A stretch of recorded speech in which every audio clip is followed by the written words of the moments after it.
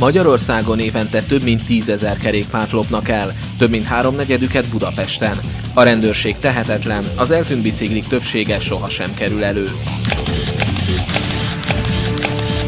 Egy csapat pesti bringás most visszaüt a bűnözőknek. Egy éven keresztül állítottunk csapdát a tolvajoknak jeladós kerékpárok segítségével.